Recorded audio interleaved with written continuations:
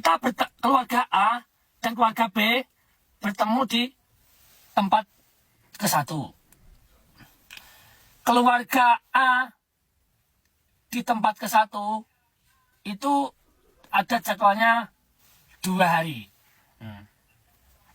Keluarga B di tempat ke-1 cuma dikasih jadwal 1 hari.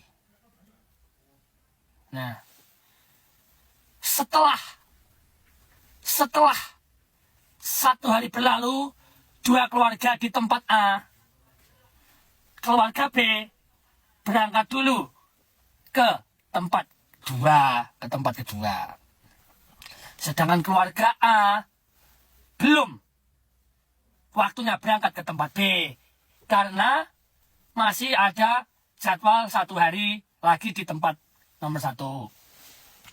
Nah, karena keluarga A itu banyak teman, jadi keluarga A di tempat nomor 1 itu banyak orang yang datang, ingin ketemu, ingin foto, ingin ajak minum, ingin nih. Nah, sedangkan istri dari keluarga A itu ikut keluarga B untuk jalan dulu menuju ke tempat kedua. Sedangkan kalau di logika, sang suami masih di tempat 1, seharusnya dengan keadaan apapun, dengan hambatan apapun, seharusnya istri keluarga A harus menemani suami sampai selesai di tempat nomor 1. Waktu itu baru berjalan ke tempat kedua bareng-bareng. Yang benar seperti itu kalau di logika. Benar kan? Berangkat bareng, sampai tujuan pun harus bareng. Sebenarnya kan harus gitu. Kalau berangkat duluan kan gak etis. Istilahnya seperti itu loh. Di logika aja, walaupun kita bilang ya, harusnya harus pikir, aku berangkat dulu ke tempat kedua, benar apa salah? Sedangkan suamiku masih di tempat ke-1, belum selesai. Di situ juga cari uang. Seharusnya aku harus menemani dia sampai selesai. Karena itu kerjaan dia, beda jadwal sama orang lain. Di situ aku juga dicari kamar buat tidur kalau aku capek. Itu beres. Nah, sehingga karena sang laki dari keluarga ini saking emosinya, bilang iya karena sebenarnya itu ngetes. Ya itu si cewek ini berpikir apa enggak? Apa cuman ikutin egonya aja. Sedangkan dia kemana-mana kan ikut yang cowok. Gila. Ikut yang cowok seharusnya. Maksud cowok bisa kemana-mana juga karena yang cowok. Kan gitu. Iya kan? Nah, pada hari berikutnya ketika keluarga B sudah sampai di tempat kedua bersama si cewek dari keluarga A, sudah sampai tempat 2, si cowok dari keluarga A ini telepon, kalau kamu ingin memperbaiki semuanya, ingin jadwal berjalan dengan damai lancar dan menghasilkan uang, bagaimana caranya pun kamu harus cari cara untuk kembali ke tempat 1. Walaupun dengan cara naik mobil, nebeng, nyater, juru antar orang, atau grab, atau gimana. Terserah inisiatif dari cewek keluarga A. Yang penting bisa kembali ke tempat nomor 1 untuk menemui lakinya di tempat nomor 1. Nanti baru jalan ke tempat kedua. Nanti bertemu dengan keluarga B di tempat kedua dengan baik. Seharusnya kan seperti itu gitu loh. Nah, saking kerasnya otak dari si cewek keluarga A, dia mengabaikan omongan dari lakinya keluarga A. Jadinya biarinlah, nggak kesini karmu, nggak urusan sak karmu. Dia bilang gitu si cewek dari keluarga A. Loh, kalau sebagai laki-laki ya, pimpin keluarga ya, istilahnya suaminya masih cari uang. Dapat uang, percaya udah dikasih. Seharusnya itu nunggu, kalau nggak gitu balik, biar semua bisa lancar. Nah, ketika hari kedua, si cewek dari keluarga ini ikut keluarga B, besoknya udah berangkat, belum, di tempat kedua itu juga nggak ngapa-ngapain, juga bermain, naik motor, main, ngopi sama keluarga B. Ya, seharusnya ya, kalau di logika, sabar dulu, 1 hari bisa bertemu, bisa main bareng, beres, damai, tenang, kan gitu. Lah, kalau gini, sebagai laki-laki pasti sakit hati, siapapun orangnya. Lah, hari berikutnya keluarga B sama si cewek dari keluarga itu udah sampai di tempat ketiga. Tempat ketiga itu tujuan kita bareng-bareng semua. Antara keluarga A dan B itu tujuannya memang ke tempat kedua dan ketiga. Setelah dari ketiga, keluarga B sama si cewek dari keluarga A itu sampai di tempat ketiga, barulah di situ menimbulkan pertanyaan yang besar. Ini lakinya kok nggak mau datang, kenapa? Ini kok gini-gini kenapa?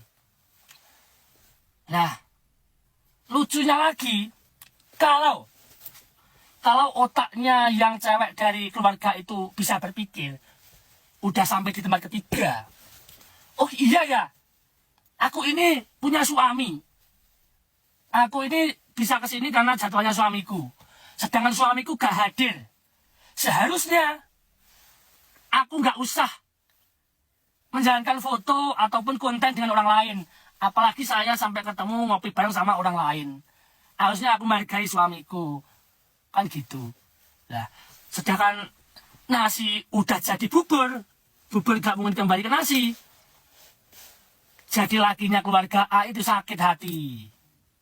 Kenapa setelah semua sudah terjadi, baru timbullah kata maaf? Kenapa? Kenapa tidak dari dulu? Dari kemarin-kemarin bilang maaf. Oke, aku maaf. Kamu tak ambil lagi ke tempat nomor 1. Ayo kita jalan bareng ke tempat nomor 2 dan 3. Beres. Bukannya malah diam, sok paling tersakiti. Akhirnya ikut-ikut orang-orang sampai lokasi ketiga. Foto sama teman karibnya si cowok. Loh. Akhirnya kan menimbulkan permasalahan. Akhirnya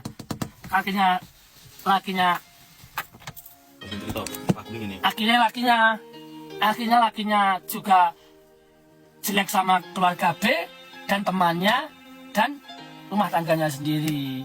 Seperti itu. Kalau dibilang cemburu, laki dari keluarga A dibilang cemburu sama teman sendiri itu tidak, itu tidak cemburu, karena kita juga teman baik sekali, baik ya. Karena saking kerasnya si cewek, makanya si cewek kan pasti gini, cewek udah terlanjur foto sama teman karibnya lakinya, udah dipost, udah rame, udah dikirim komen, ini apa maksudnya, ini apa maksudnya. Lah, sebagai laki-laki dari keluarga akan sakit hati banget bila itu. Seharusnya si cewek dari keluarga A ini diam dulu, saya ikut sampai sini, saya nggak mau foto, apalagi saya dipasangkan sama temennya laki saya sendiri. Itu bikin kecemburuan sosial dan masalah yang panjang. Nah, iya kan, artinya kan gitu. Awal permasalahannya seperti itu loh. Nah sekarang kalau udah seperti ini, itu mau apa? Kalaupun maaf, kenapa nggak dari kemarin setelah baru si cewek dari keluarga A itu beranjak kaki dari tempat 1 ke 2? Maaf, kamu di mana? Kalau kamu masih di tempat 1, aku ke sana. Dengan cara apapun kamu suamiku, aku cinta kamu, aku ke sana. Ayo kita jalan lagi bareng, biar jadwal baik-baik saja. Kan seperti itu. Sayangnya nasi udah jadi bubur, baru bilang maaf. Sedangkan foto-foto di kota itu udah sampai kemana-mana. Nah, sebagai laki dari keluarga akan sakit hati. Daripada nusul ke Jawa Tengah 3 jam, ya mendingan laki dari keluarga A pulang ke rumahnya cuma 40 menit. Kan gitu sakit hatinya. Ceritanya seperti itu kurang lebih. Sampai emosinya si laki dari keluarga ini bilang ke orang yang tempat ketiga, tujuan kita itu, bilang, ini mohon di drama sebisanya. Pokoknya laki dari keluarga A tidak terima dan tidak mau hadir karena sakit hati. itu saja. Artinya wes drama gini ya udah. Saya butuh Anda. Anda kok nggak hadir, kenapa? Saya sangat butuh Anda. Sedangkan laki dari keluarga A sudah terlalu sakit. Sakitnya bukan karena apa sebenarnya, nggak cemburu, nggak apa, bukan. Sakitnya itu karena apa? Kok gak menghargai laki?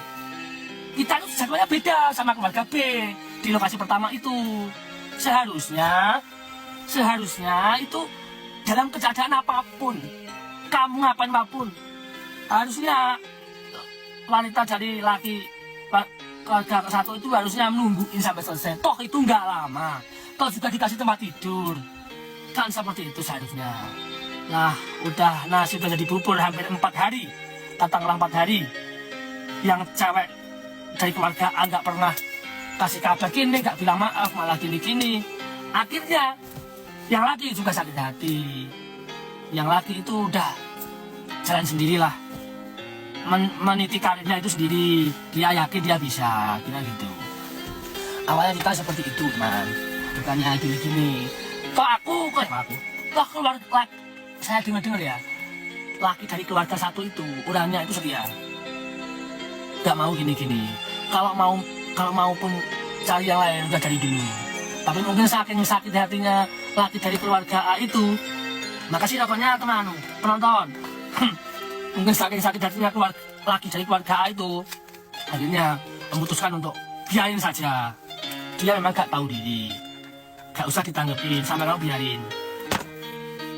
Waktu di tempat kedua dan ketiga, wanita dari keluarga A itu mungkin gak merasa kesepian, gak gini mungkin karena ada teman. Itu belum merasakan. Nah, kalau udah selesai acara itu, keluarga B udah kembali ke tempatnya, rumahnya, otomatis wanita dari keluarga A itu pasti bingung, bimbang. Aku masalah kenapa kok kak teman klien aku memperbaiki situasi. Itu sebenarnya masalah sepele, katanya kan itu masalah sepele banget masalahnya itu.